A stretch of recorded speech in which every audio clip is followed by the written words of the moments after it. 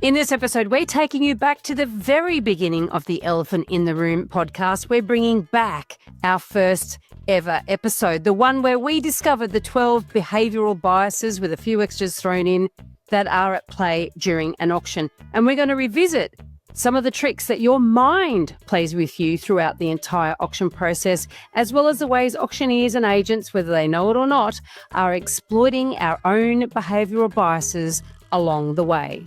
Welcome to The Elephant in the Room. This is the podcast where we love to talk about the big things in property that never usually get talked about. I'm Veronica Morgan, real estate agent, buyer's agent and buyer's agent mentor, co-host of Foxtel's Location Australia, author of Auction Ready and co-host of Your First Home Buyer Guide. And I'm Chris Bates, mortgage broker, recently ranked number 5 in Australia out of over 18,000 brokers in the annual MPA Top 100 Mortgage Broker Awards. Before we get started, I need to let you know that nothing we say here can be taken as personal advice. We always recommend you engage the services of an appropriate and experienced professional. Back in 2018, we interviewed Simon Russell, who's a behavioural scientist, and he shared with us his experience after attending his very first auction. And he deconstructed it, if you like, and went through 12, but we did, through our conversation, reveal a few extra behavioural biases that were at play. It was an instructional or instructive, is that the word, interview for us, and it formed the absolute foundation for this entire podcast that we are now nearly at 7 years. So, Chris, I thought we might just quickly share a story with the listeners before we replay this episode as to how the podcast came about. Do you remember all those years ago?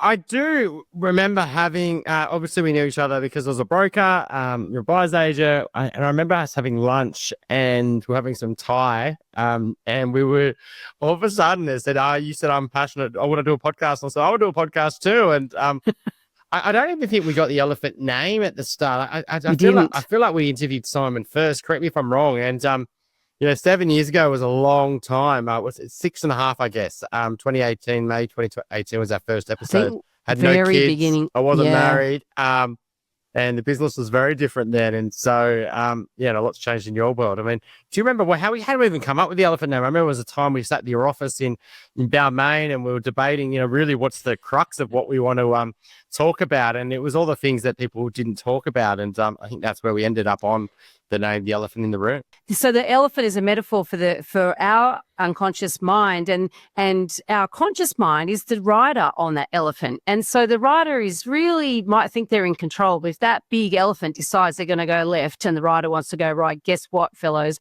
We're going left, because the elephant and our subconscious really dictates a hell of a lot more of our behavior than we give it credit for. And so being aware of that and really shining a light on how our unconscious mind informs our decisions and causes us to act, that emerged, that idea came out of that interview with Simon. It was actually discussion first, and we put together an interview from that.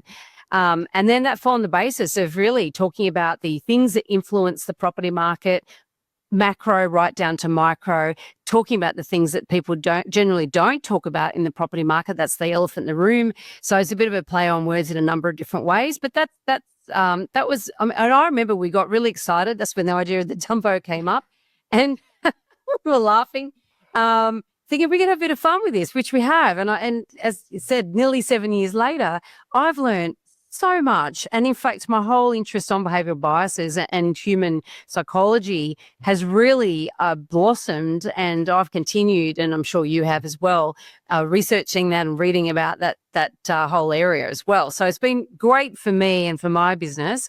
And I'm sure it has for you and yours. And we hope you, the listeners, will enjoy this episode that we're bringing back to you, because we refer to it a lot. But what we realize is that, it's so long ago, people probably aren't listening to it. They're listening to the more recent ones. And we think it's still relevant today as much as it was back then. Oh, we definitely did get excited. We actually bought a hat that we ended up losing, which is a shame, because I love that hat. I have 100 people photographed in that hat. We had the Elephant Rider boot camp, if you remember those. Oh, God, yeah. Training things that we had in our episode. We found some music. Yeah, we got very excited and yeah, what a journey. And it's been interesting, right? Because if you look at 2018, that was a tough time in the Royal Commission. Sydney was dropping, pretty fast. It was 10-15% down. And, the 2019 election surprised people. We had the boom, and we had COVID, and we had the post-COVID boom with the regional movement and, the impacts of higher interest rates. And so, yeah, I mean, there's never a shortage of people that we want to have on. And so if you've got any tips who you want us to interview in 2025, just let us know because, there's lots more to cover and we're not going anywhere. So we hope you enjoy the first episode and we hope you enjoy listening to us in 2025. Absolutely. Here it is. Simon, welcome. Oh, thanks both. Thanks very much for having me today. Simon is the founder and director of Behavioural Finance Australia. He provides specialist behavioural finance training and consulting to clients in the financial services industry. With qualifications in psychology and investments and experience working with a broad range of professional investment teams, Simon is part psychologist and part investment professional. Tell us a bit more about that, Simon. It's of individuals making choices in terms of property, in the case of what we're going to talk about today, in terms of their super, but also how sophisticated financial decision makers use these decision-making biases and how it affects markets, that sort of thing. But what tends to happen is in the research that these underlying decision-making biases, there are ways that we make choices that often blindside us. We think we're doing something, but actually we end up doing something else. And that other thing sometimes is not actually in our best interest. So that's pretty scary. So Simon, you don't normally focus on residential property investing, but recently you attended your first property auction in Melbourne.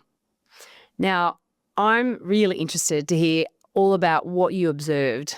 I rocked up, I guess, at the point the auction was about to start. The first thing I noticed was pretty much just as I got there, a coffee truck that had been parked straight out the front of the house. Then the driver got in and it drove off. So what I observed then was a whole lot of people who were coming out of the house all had in their hands takeaway coffee cups. Okay, so they'd been given, I presume, coffees from this coffee shop van thing. That I presume had been put there by the auctioneer or paid for by the auctioneer or the vendor in some way. Okay, I mean, why does that matter, I guess? What were you thinking when you saw that? Well, this is the thing. So all of these things should not matter. So in a rational world, you give me a cup of coffee, I should say, thank you, that's nice of you. I felt like a cup of coffee, shouldn't make no difference whatsoever to the bidding process. However, we're not quite as rational as we think. So what's happening here is what's called a reciprocity effect. Okay, so the reciprocity effect is when you do something for somebody, they feel an obligation to do something back for you. Are you saying, though, that if I go and they give me a free coffee, I'm more inclined to bid? You're more inclined to feel an obligation to do something in return. So that obligation, you can return that favor, if you like, in a number of different ways. And the thing about the research says that it doesn't have to be proportionate. It doesn't have to be the same thing. Yeah. I don't feel I have to get you a coffee because you just got me a coffee, but I have this obligation that I feel, which might mean that I feel more obligation to bid, or maybe I feel an obligation to bid a bit higher. So that there are a range of things, I guess, in the context of property that I might sort of use. So a $5,000 extra bid versus a $4 coffee is highly disproportionate, of course, but that's the sort of thinking, I guess, behind why you'd put that coffee shop there. Can you just, I guess, explain why do these things even matter in the first place? Why are we even discussing this? So I guess when you look at the human brain, you've got a layer on top of the human brain, which is our cortex, which is where the rational thinking takes place. So it's a complicated thing, the human brain, but in simple terms, the rational stuff sort of sits on the top, and underneath that, you've got all of the subconscious parts of the brain that deals with emotions and the like. And that actually is the emotional part, the sort of subconscious part is the majority.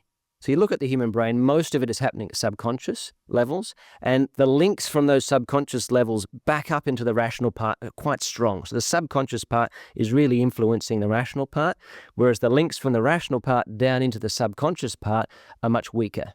All right, so it's a bit like the analogy of the elephant. The subconscious parts are like the elephant, and the rational parts on top are like a human trying to ride that elephant. Okay, so if you're trying to ride a bull elephant, for example, well, the bull elephant is going to do what the bull elephant wants to do. All right, you can try and pull the reins if you like, and to some extent you are going to influence the elephant. But if the elephant has a strong view about what it wants to do, that's really what you're going to be doing. Okay, now we tend to think we're more the rider, and the elephant, we don't see the elephant. This is the elephant in the auction, if you like, to coin a phrase. But this is what we're talking about. How does that elephant behave? Can we understand more about that? How maybe the auction process is influencing the elephant, because the elephant's going to determine where we end up. So is the coffee actually, I guess, encouraging the elephant to come out? Really, it's getting people in a bit of a mood to bid. It's hypening up the elephant, probably. Maybe actually. Well, there's a stimulant effect, if that's what you mean, in the cafe. You're probably right. Maybe you're waking some people up on a Saturday morning. Yeah. But I guess it's that reciprocity effect in this case that I'm referring to, where the elephant now wants to bid, not because I've decided it's a good idea, but because the elephant feels an obligation to reciprocate this coffee effect. This is quite frightening because we've just touched so far on the first bias. Because if the elephant truly is as dominant as you're saying it is, and I have no reason to doubt you because you are the scientist and I'm not. So the elephant is dominating us. Does awareness help? Very good question. So as a general rule, I think awareness is a good first step. But awareness by itself often is not sufficient. When I work with professional investors, for example, often you'd say, have a checklist of things so that you can go through and make sure at the time that you're making a decision, you're starting to think about this sort of stuff. And maybe you go, well, you know what? I felt like a coffee, but I'm not going to have the coffee because I don't want to be subject to this reciprocity effect, for example. So you've actually got to train the elephant, I guess. You've actually got to be aware and know that this thing's a big beast that we've got to actually consciously understand for us to be able to behave kind of emotionally, or at least, I guess, make more informed decisions and not be, I guess, subject to the negatives of how this could affect you. All right, let's get back to the story. Okay, so the truck's just gone. The auctioneer is sort of getting everybody together, and he's about to start the process. Now, he's saying words to the effect of, look, it's not very often you get a property such as this one in a location here, which is abutting a park at the back of it. Fantastic, unique opportunity, very rare, blah, blah, blah, blah, blah. Okay, now the interesting thing about this is that he's trying to create this what's called a scarcity effect. It's quite difficult to get this sort of property. We value things more when things are perceived to be scarce. And you can, to some extent, manufacture this. So this is the concept here is you go to a supermarket, there's tins of baked beans there, there's 1,000 tins, well, there's no scarcity. Until they put a sign there saying limit 5 tins per person. And then you go, my goodness, I've got to get those 5 tins. Now it starts to seem like there's a bit of scarcity.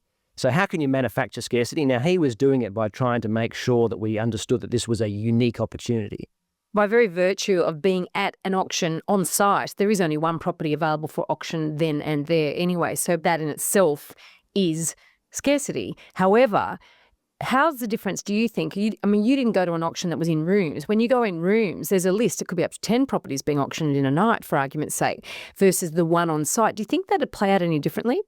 I would suspect so, because then it does seem like you've got a range of options. If I don't get this one, I can get that one and the one after it. So maybe there's 10 rather than this very concentrated effect on one property, which, yeah, that's right. It's sort of, he's positioning it as it's a market of one. And if you miss this, then that's it. Your opportunity has gone.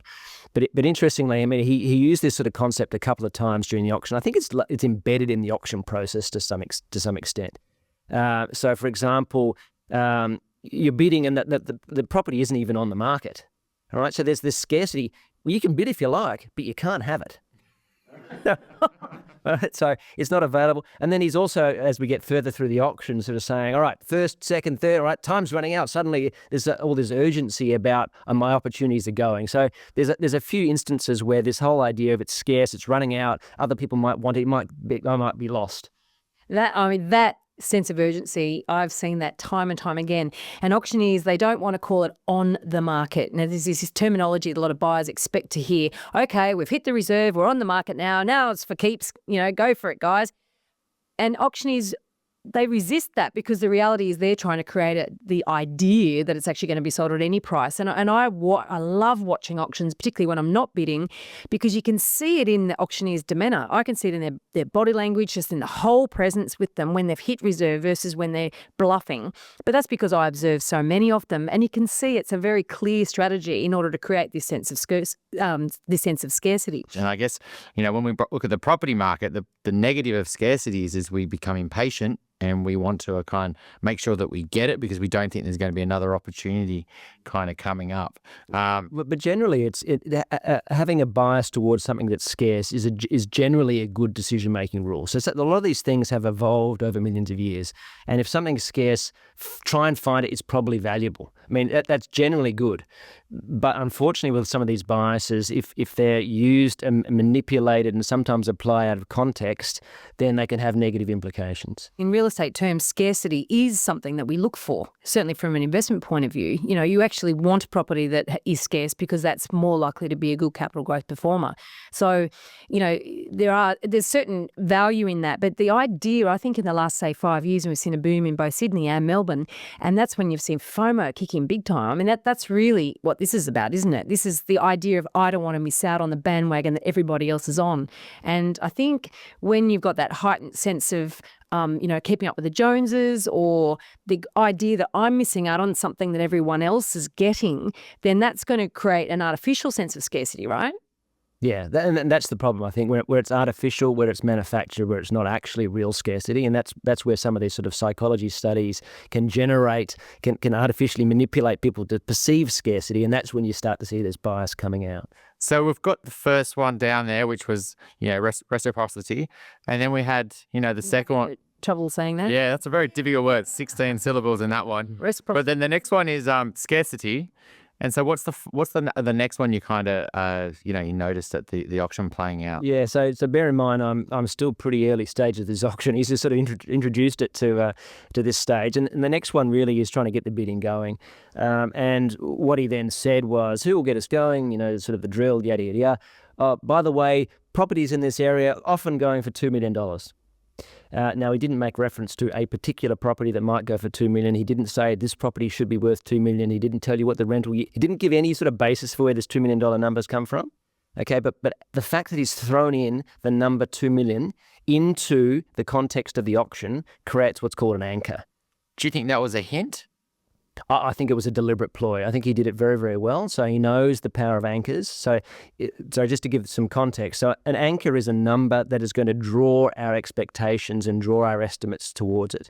So to give you a little bit of a sense of the research, a famous study by Daniel Kahneman, who won the Nobel Prize in economics 2002 from memory. One of pick from your professor there. one of several now, by the way, I should say.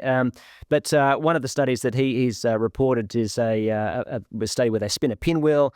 Round the pinwheel goes. So you see that a pinwheel is effectively a random number generator. It pops up with a number, okay, it's 75 or whatever the number is. And then you're asked a question which should be completely irrelevant. How many African nations are there in the United Nations? And what the study shows is that the answer to that question then is highly correlated with the number spun on the pinwheel. All right? Which there's no connection because it was a random number. That's right. And it's obvious that there's no connection. People see that spinning pinwheel, for example. So when he said $2 million, that was him saying, look, we want to be batting around $2 million here. We're not going to, get there straight away. We're not going to start the bidding at $2 million, but you guys should be thinking about $2 million because that's what's going to get this property. Yeah, the funny thing is, I mean, almost you can just throw a number out there. So I could sort of cough and splutter and go $2.5 million.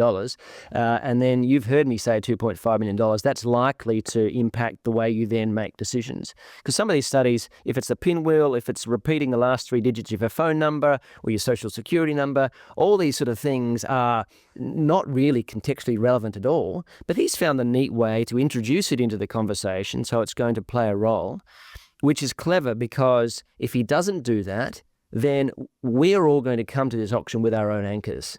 And that anchor might be what I just sold my property for, something that's around the corner I was bidding on yesterday, all right? And he doesn't know what those are. They could be high, they could be low, they could be anything. So he's very smart from his perspective to put in something that's going to be nice and high, which tended to be a bit higher than what the property sold for, that's going to draw our estimates towards that. I can tell you that there would have been quite a lot of background work leading up to that auction, which assisted that. Because what a selling agent would do, they'll start quoting a figure. Now, there's legislation in place in all states that governs how they quote that figure. And then the agent's got to identify who's going to be a serious buyer or who's not, right? And one of the things that they'll do, a good agent will do, will then start introducing a higher figure for them to consider. And it might be dialogues such as, we're quoting X, but the vendor would love to see Y.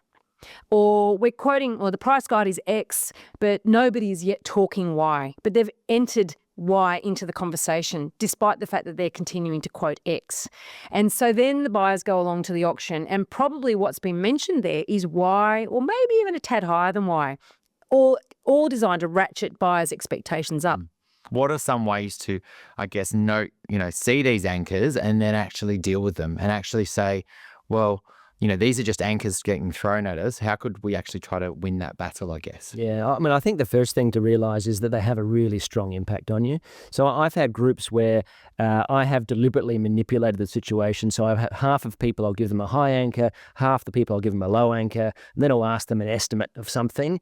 And in one case, I had a room full of, these were investment consultants, I had a room full of investment consultants. I said, how many people are aware that I've given you an anchor and I'm trying to influence your decision? And I had every single hand in the room was raised. All right, everybody was aware what I was doing. Okay, and then I aggregated up all their responses, added them all up, and got an average. And there was about a 50% difference between their different answers. So awareness in this case is not sufficient. So you're saying that those who you'd anchored at a higher figure had a higher answer. Yep. And it was really obvious. Oh, 50% differential. So a huge difference. So anchors are very, very powerful. And there's a study of real estate agents where they've been shown to work in the professional context of valuing property, where you've got the vendor's expectation or not having a vendor's expectation. Does it make a difference? And the agent will say, no, it doesn't in this particular study. But then it's obviously it does have an impact. That's fascinating, because that then you roll that back to even before they start quoting what they quote, their own biases can come into play. So this is really deep, dig deep in this industry, and it's everywhere, this anchoring. And I think that's why it's clever for the auctioneer in this case to throw in an anchor that we're all now exposed to, because you haven't seen all those different anchors. But to come back to your question, Chris, so what can you do? I think when you see one of these anchors and you recognise it's an anchor, it's going to have a strong impact on me, try and counter it with my own anchor that actually has a basis in the reality and the substance of this transaction. So you're saying to do due diligence, to figure out, do enough research where you can create your own anchor rather than, going by what everyone's throwing these numbers around you, I guess. So if I hear someone say, what properties in this area are going to go for $2 million, I would go, you know what, that's an anchor. I'm going to be impacted by that. What's my alternative anchor? Well, you know what, I've done my valuation and I came up with 1.6. The house around the corner, that was worth 1.5. So I've got to create my own anchors in my mind to overcome this other anchor. And I've got to be ready to do that, because if I don't do it, that anchor is going to impact me whether I like it or not. With our clients, we do very, very rigorous price research and a whole dry run, if you like, of the auction before we get to auction. So we sort of try to eliminate the impact of all these biases. But my own reaction when I hear, I guess one example is a vendor bid as well. Another way of doing this anchoring is where there is no bidding, and so they throw in a vendor bid. Now, a lot of auctioneers don't like using these. And in New South Wales, for instance, they can only use one anyway. And I think in Victoria, you can actually have multiple vendor bids. What it's designed to do is actually open the door so then people will come in and bid over it. So it's meant to sort of show that the vendor's realistic in their pricing. It's slightly different to the other anchoring where you're trying to raise people's expectations. This is actually where you're trying to show that the vendor's quite realistic and there's a property to be sold here today. But when you don't get that vendor bid, there's no guidance, so that the auctioneer was using that as an anchoring tool. I don't think it's as effective as what you've just said. But the thing too is what I've reacted when a vendor bid's been put out and it's high and I've got, you've got to be joking. I wonder now whether a lot of other buyers think that, because I've done the research. I know clearly what that property should be selling for, so I'm reacting from a different headspace, and I've never really thought of it that way. Yeah, it is interesting, because when you're going through the auction, you're going to get multiple different anchors. So he started the auction with this $2 million, then the bidding, I forget where it started, maybe 1.5, maybe. So now he's got a problem of it starts at 1.5. I think there was a vendor bid at 1.6 after that, and then there was a bit of delay. Anyway, as bids come through, you've got low anchors. So he doesn't want these low anchors to then be anchoring low people's expectations. So what he did in this case is after there were a few bids, he then repeated the $2 million one again. So he's re-anchored us back up there. And just in case you thought this was worth 1.6, no. Houses in this area go for $2 million. So he did it very well. So the next one I saw, and I saw several instances of it, is around loss aversion. And the concept of loss aversion is that as we think and feel and respond to losses, we do so roughly about twice as strongly as we do for the equivalent gains. So to give you an example, if you're walking down the street, you find $50, fantastic. You've put the $50 in your wallet, you feel good. Versus if you're walking down the street and you open up your wallet, the wind blows, $50 flies away, it goes down a drain. All right, the feeling of negative, of regret, of sort of that the anxiety associated with losing the 50 is roughly about twice as powerful as the benefit of having got the $50. So you're saying that the pain or the fear of the pain of losing out on the property is greater than the fear of the pain of overpaying? Well, both of those two things you've couched as being fear of pain, of both as negatives. So I would say, so to give you a specific example, so when the auctioneer was saying, well, look, if you don't bid now, it's below reserve. If you don't bid now, you're going to lose the opportunity to negotiate. All right. Now, he framed it as this is something you're going to lose. If you don't bid now, you'll lose the opportunity. Now, he could have said, if you do bid now, then you're going to get the opportunity to negotiate. All right, but he's quite cleverly changed the way he said that sentence. It could have been either a gain or a loss, but he has phrased it as a loss because he knows that that type of decision-making is more powerful than the gain version. And with a loss, is that leading into someone feeling regret, or is that someone feeling, I guess, just pain, knowing that they've lost out and they've missed an opportunity? Yeah, so you can understand loss aversion. There's a bit of discussion in the literature around, is it really regret or is there something else? And I think regret is part of the explanation of something going down. So we're sort of thinking about the future and thinking about negative possibilities in the future, and they are more powerful on us, on our decisions, than positive versions. I think that's the general principle. Was there any other examples of loss aversion? Yeah, he had a couple of other ones. So all sort of thinking about the power of what's been lost or could be lost. So one time he said, look, if you don't bid, you know what, you'll wake up tomorrow and you'll find somebody else has bought your house. That's emotive. Yeah, so yeah, you're right. I think he's trying to generate some emotion, but he's couching it as this is your house and now you've lost it. It's not like you'll wake up in the morning and you'll have bought a nice house.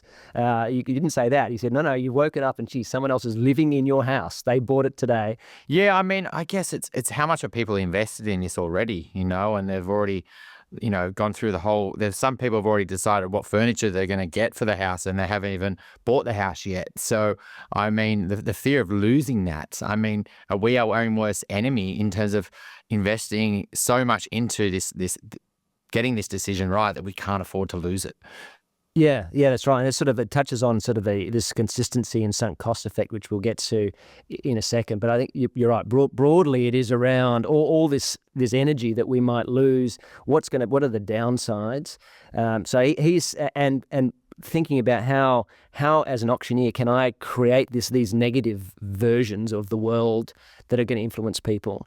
So and you're right. I think they're probably things I didn't observe at the auction that you've touched on, that people have got their plans and they've been. I didn't even go in the house, to be honest. I don't know what the house looked like. But so he said you lose the right to negotiate. Someone else bought your house. If you buy this house, this will guarantee your future. Which I thought, oh, geez, that's going to guarantee my future. I said to my son, don't worry. Any problems you thought he hasn't been through school yet, but don't worry. If we buy this house, your future is guaranteed. All right, so he's taking away any anxiety about the future and saying, don't worry. So again, it's not about the upside. It's about taking away the downs, the guarantee that bad things won't happen to you. Don't worry, that's all been guaranteed. I mean, that's a huge one. I mean, if you've gone to an auction, you've missed, out at one auction, you've already experienced loss aversion. You've already gone through that pain. You've jumped in the car after missing out. You've potentially had the argument with the girlfriend or the husband or the wife, and you're just sitting there and you're really frustrated. You don't think it's going to come up again and you've missed out on that scarcity opportunity. I mean, Veronica, you must see that every time. I've written about this. I've called this the most vulnerable buyer, because the person that just missed out is feeling that loss keenly. And I have observed this. And I've seen so many people go and buy the very next auction, the very next property they go to at auction, and they buy it with often zero due diligence and zero thought. And sometimes it's the first time they even saw it was at the auction. There was one couple that I saw them at an auction. It was at one of those auctions that they should have bought it, but the other buyer just bid in a way that scared them off. And because I was purely observing, I was able to really watch and think, oh my God, there were so many points at which they could have interjected and could have changed things and actually should have bought that property. And I don't normally ambulance chase, but I did go after this guy afterwards. I said, look, I'm so sorry to see you lost that. There are ways that you could have bid differently. And if you need some help in the future, please call me. Now, he did talk to me, and he talked to me about a property that was coming up across the road the very next week. And I knew that property, and I'd been through it, and I knew it was not suitable for a young couple with a baby, which is what they were. And I talked to them about that. And when I spoke to them the day before the auction, I spoke to his wife, and she said, we will not be buying that property. And even if we do go, we won't bid over X. And I thought, even saying we're not going to buy it, but even if we do, we won't bid over X, I thought, you're going to be buying that. And sure enough, they did. But they were at a wedding the night before. And I just said, don't drink then. Do not turn up hungover. Your guard will be down. And I know the agent, she'll pin you, she'll nail your feet to the floor. You'll have bought that house. And they did. But that's actually one part of that really resonates with me is the hangover bit. And I'm not suggesting, I don't know how many people have a hangover when they're bidding at auctions. I hate to think. But it actually does take mental energy and effort to overcome some of these sorts of things. So generally they are designed as being shortcuts that make stuff simple for us because it takes a lot of energy to run your brain. Your brain takes up 2% of your body but uses 20% of your energy. Right? These are simple mental shortcuts. So you want to be on your guard, as you said, to use your words. But geez, having a good night's sleep, getting good exercise, all those sorts of things tend to mean that you're in a better position to overcome decision-making biases than if you're not.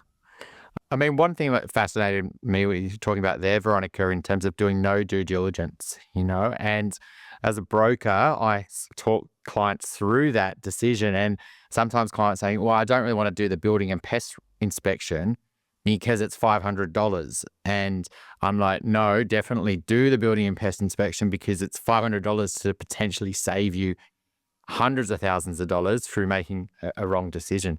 And I think that it fundamentally touches on sunk cost bias. As soon as we start to invest money into the property, we start, not wanting to make that money be lost or just lose out for that. Yeah. So the idea of a sunk cost is once you've spent something, you should disregard it from your decision making. You cannot come back and get that money back. It's gone. You should forget about it. It's not part of decisions which should be then forward looking about what the amount I'm going to pay for the property and the benefits I'm going to get for it. So the idea of a sunk cost is that we are influenced, and it links into a concept of sort of consistency, which is the idea that after I've done something or said something or behaved in a certain way, I feel thereafter that I should behave in a way that's consistent with that. Right? People don't like to see themselves as being inconsistent, capricious in the way that they live their lives, and they don't like others to see them as being capricious and inconsistent as well.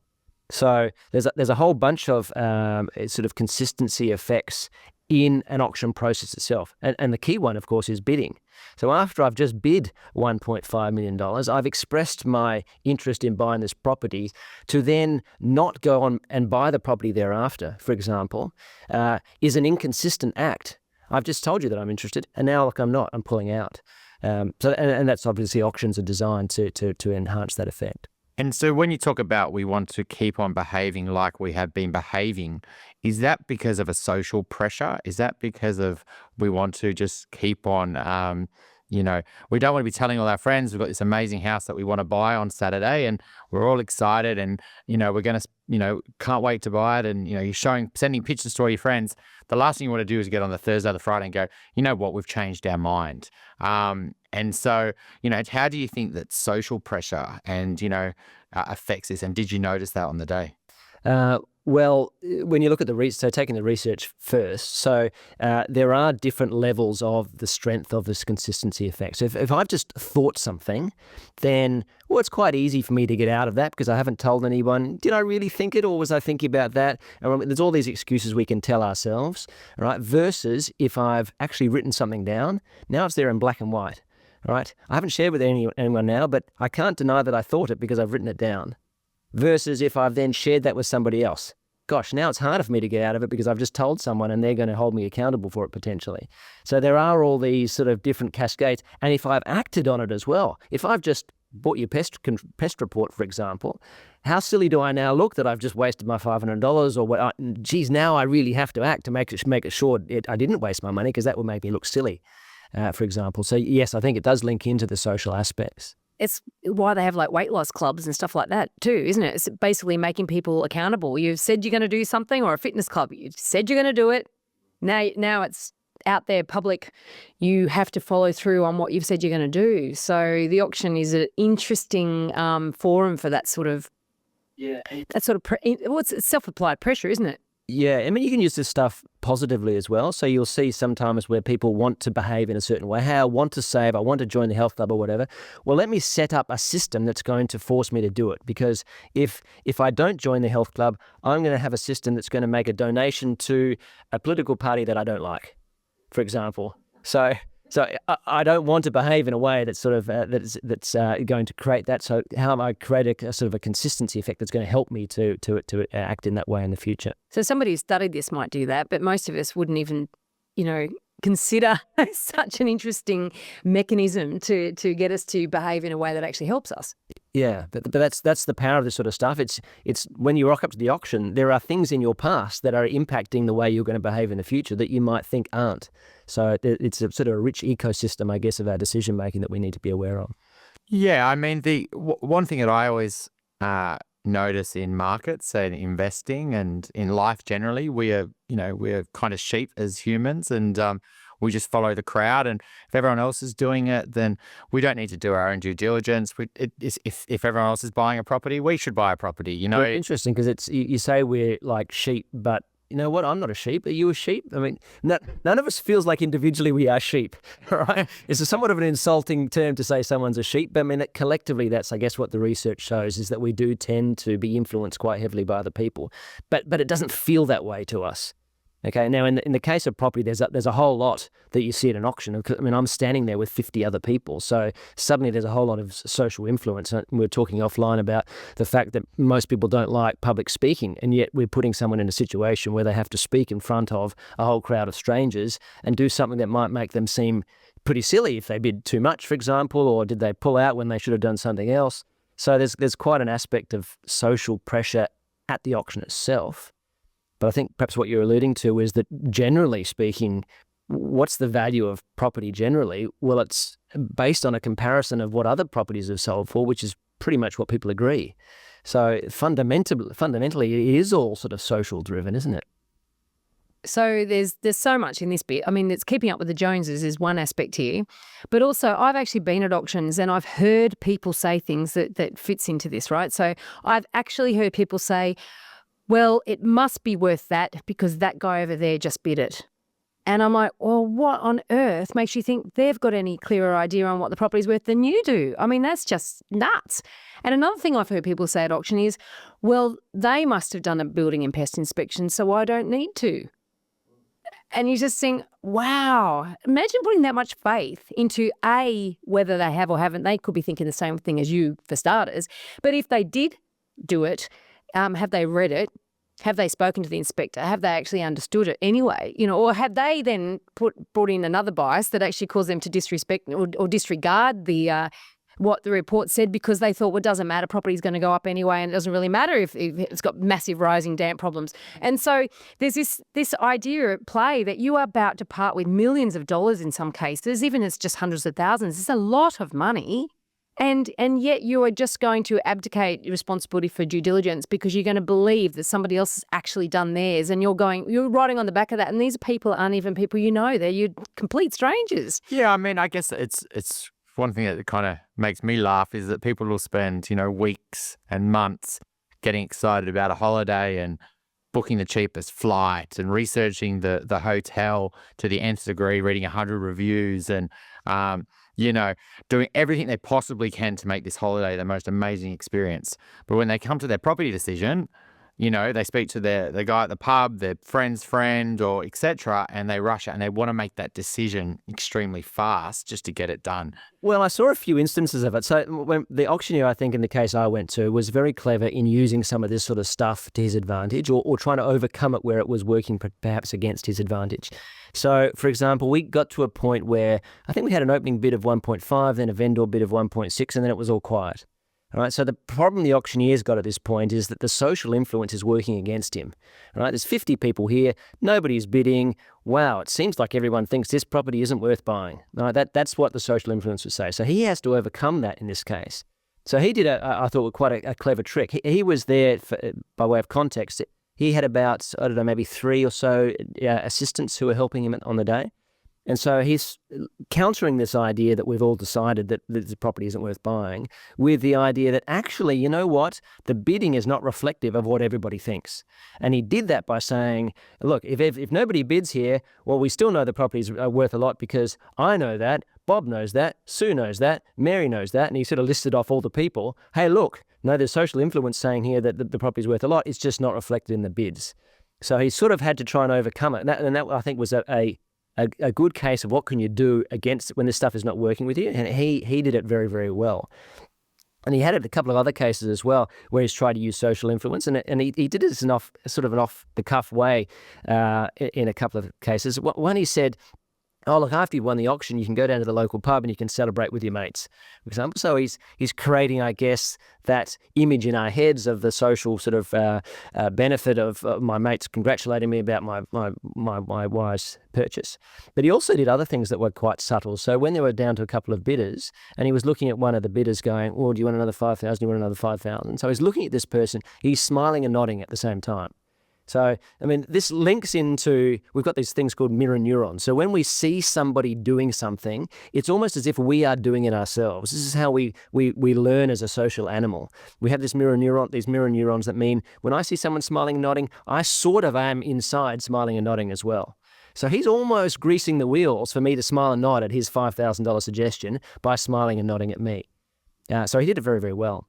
When we were talking about anchoring, what occurred to me was that auctioneers anchor in another way, not just putting out there a figure that people might need to be thinking about, but actually the actual size of the bids.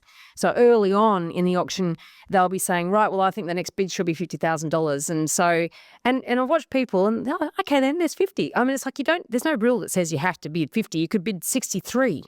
Or you could bid 25. They can reject your bid. Somebody else may bid it. But there's actually no rule that you have to follow these instructions. And yet, so many people do follow the instruction. And they'll get smaller and smaller. There's all this nonverbal stuff in that too, right? Because it's giving clues that you're getting closer and closer to being able to purchase the property. And as the bids get smaller and smaller, I mean, what's going on in a buyer's head then? Well, I think you're right in what you're saying in that there's no rules here. So you look at the sort of the rational world, and this is sort of where economics started more than 20 years ago, but it was a sort of an economic theme was how we all act rationally. And in a rational world, you would make whatever bid increment you wanted. You would start wherever you wanted. Why would I bother making a bid below the reserve when I can't possibly buy it? None of this sort of stuff would take place.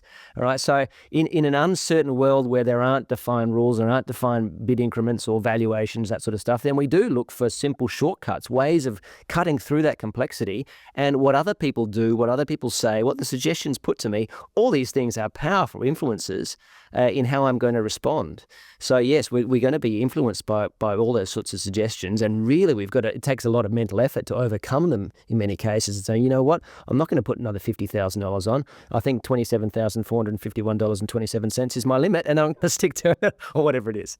So would you say that the auctioneer up there was kind of like a circus leader, more like it? You know, you've got all these elephants running around and, and all acting in strange ways. And he's up there, in front, and he knows what's going to, make all these elephants get all excited, etc. So, I mean, fundamentally, that's what an auction really is, isn't it? I mean, one thing I've noticed at a few auctions is kind of the recency effect, which is, we kind of behave on what the news is at the time. And, I've had, real estate agents send me research, what's happening in the market, like infrastructure projects and, big spending, and the property market's gone up 30% last year, and all these kind of recent positive news.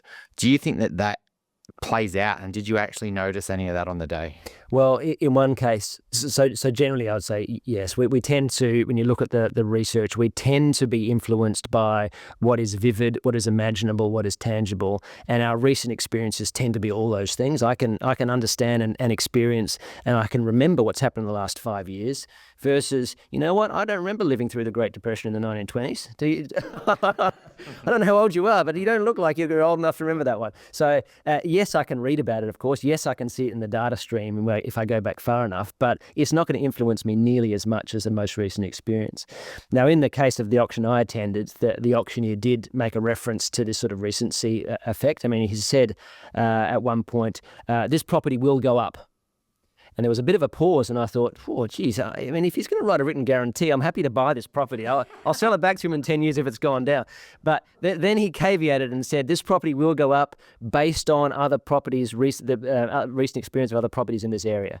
So he's trying to leverage that effect. He hasn't said, you know what, over a 100-year period, sometimes it goes up, sometimes it goes down. That wasn't what he said. So he's trying to create that sense of recency. In this case, it's a positive effect, of course. Humans will generally think that, the last 12 months of returns are going to be similar to what the next 12 months of returns are going to be. And it's just defies common logic. If something is going up, it means that it's probably going to go slower in the future. If it's gone slower, it's more likely to get speed up. And, it's just the odds. But unfortunately, they love to play on this, recent returns. And that's what you should expect is the same returns longer term. So when the bidding slowed down, though, how did the auctioneer get more bids and actually bring it to a sale? How did he get more bids? So connecting with the mental accounting, so let me just introduce that concept. So the idea of mental accounting is that we apportion in our minds different buckets of money. So the idea here is if my salary goes into one mental bucket, it might go into a different physical account, of course, but mentally I think about my salary in one bucket. If I've just got a bonus, or if I just found some money on the street, right, this is a windfall bucket. We behave differently depending on which mental bucket we put these two things in. Now, of course, a dollar is a dollar is a dollar. It should all be the same. We should all get put in the mix, but that's not how people respond. So one thing the auctioneer did to try and leverage this concept, and he did this again quite cleverly, is the idea that if we have a bucket for investments, we're much more able to understand that is something I can invest more heavily in. It's an investment versus something that is a consumption that seems like it's more frivolous.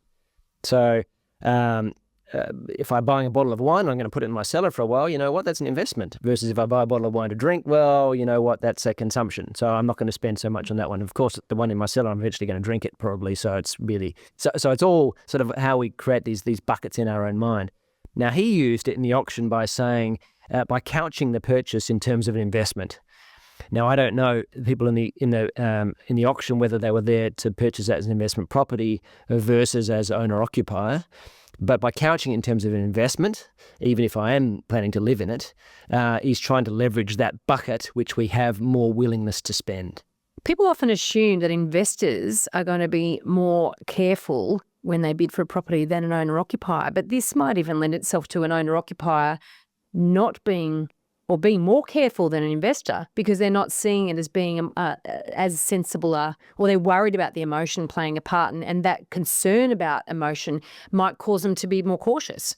Yeah, maybe, but often these things offset. So if it's, yes, my mental account is that this is a consumption, but that might be offset by, you know what, it's a really fantastic property, and oh, I'd so love to have it. Sort of the emotional stuff that we haven't really touched on in a huge amount, but this is the elephant again, right? The elephant loves it, for example. It doesn't really matter what the rest of me thinks.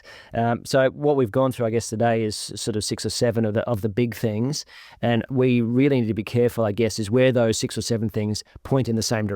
Compound. That's right. So if something is framing framing can make a difference.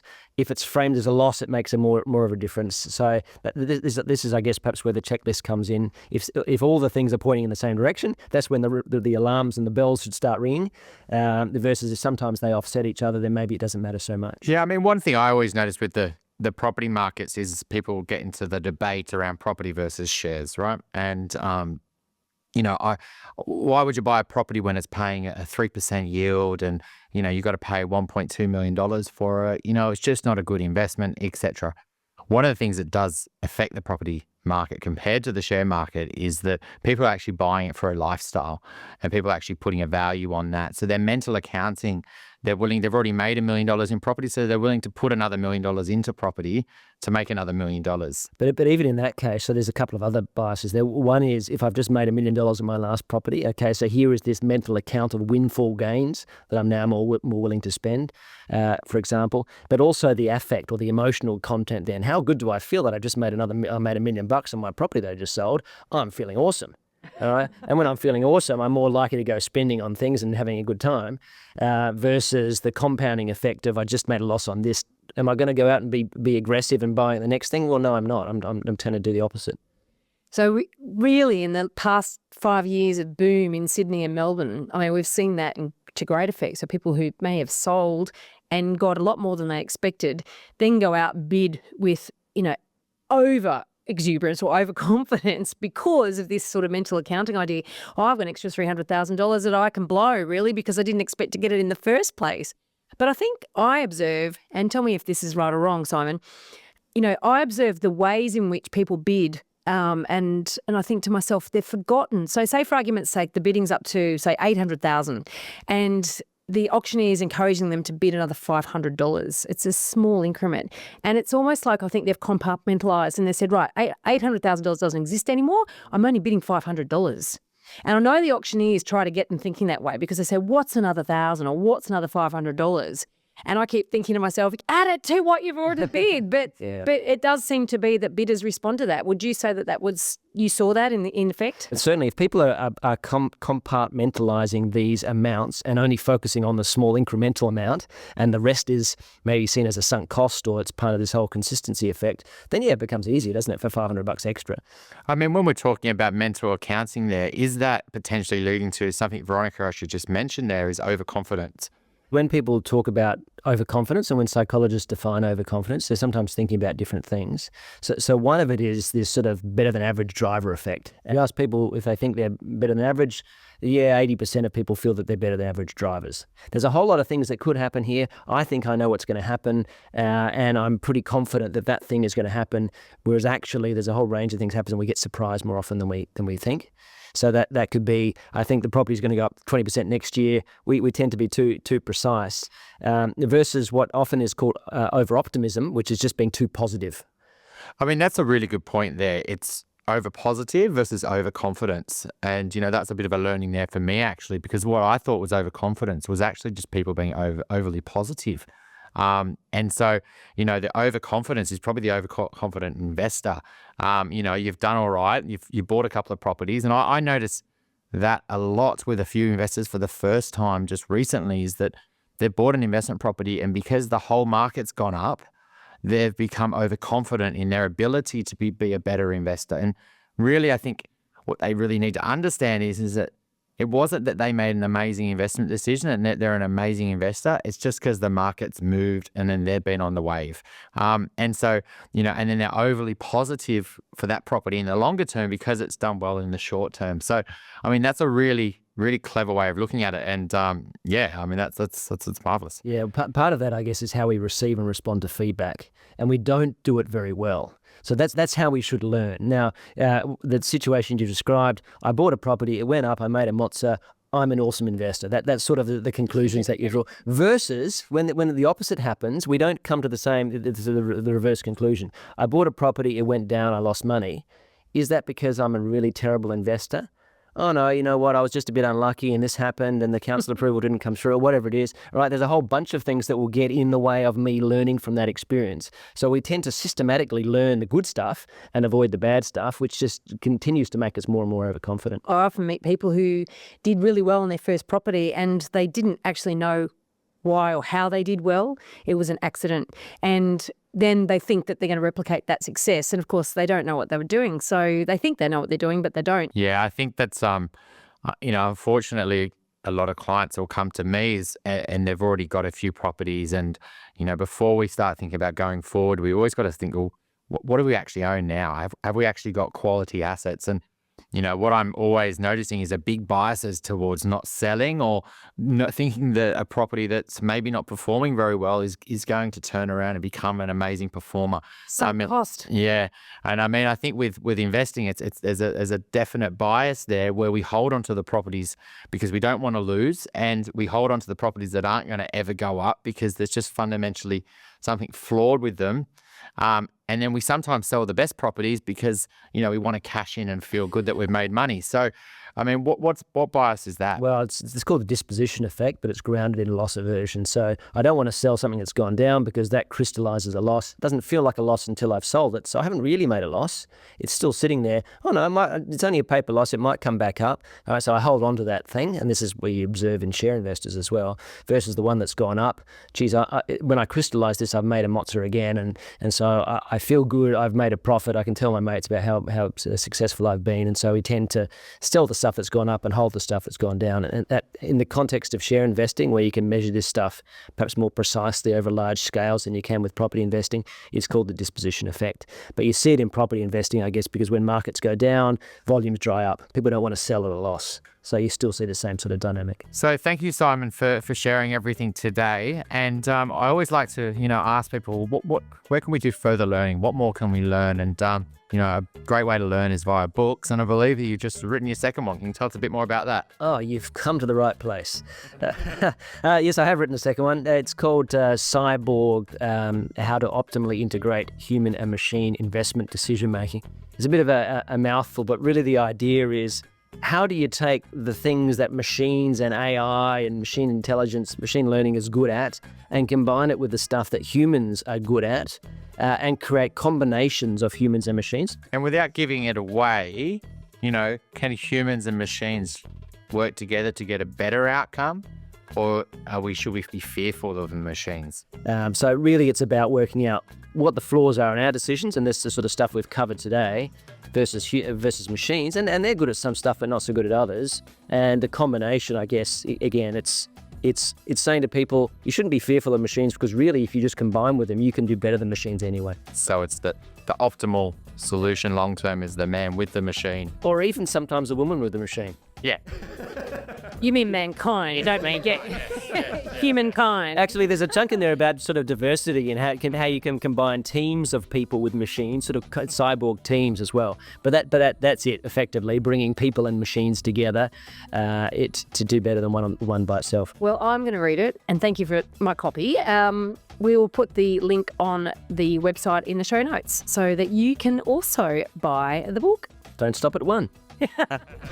Thank you so much, Simon. Great to meet with you and talk today. Thanks a lot. Thanks for having me.